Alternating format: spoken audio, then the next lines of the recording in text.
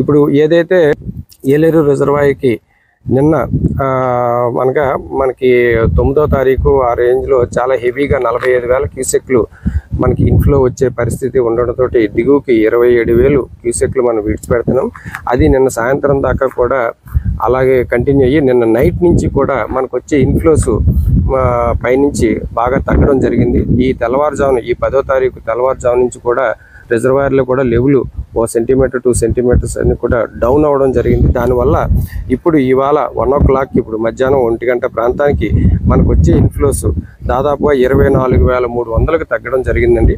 ఆ విధంగానే మనం ఏదైతే కిందకి రిలీజ్ చేస్తున్నామో ఫ్లడ్ వాటర్ని 27,700ని ఇవాళ 2,000 తగ్గించి 25,700 వరకు కూడా తగ్గించి మనం కిందకి గ్రాడ్యువల్గా రిలీఫ్ కల్పించే ప్రయత్నంలో మేము అన్ని కూడా ఏర్పాట్లు చేస్తున్నాం సార్.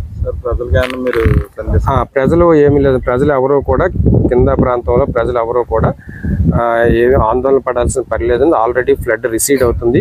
ఈరోజు సాయంత్రానికి రేపు ఎర్లీ మార్నింగ్ ఇంకా బెటర్ రిలీఫ్గానే ఉంటుంది. వాళ్ళకి ఎటువంటి ఇబ్బంది అయితే మాత్రం కలగదండి. మా డిపార్ట్మెంట్ సైడ్ గండ్లు పడిన చోట ఆల్రెడీ మేము కలెక్టర్ గారికి అది సబ్మిట్ చేయడం జరిగిందండి. కలెక్టర్ గారు తగిన ఎంతవరకు అవసరమైతే అంతవరకు కూడా ఫండ్స్ ప్రొవైడ్ చేసి ఇమీడియట్గా అవి పూర్తి ఏర్పాట్లోనే చేయమని చెప్పారు. ఫండ్స్కి ఎటువంటి ఇబ్బంది లేదని కూడా కలెక్టర్ గారు మాకు హామీ ఇవ్వడం జరిగింది.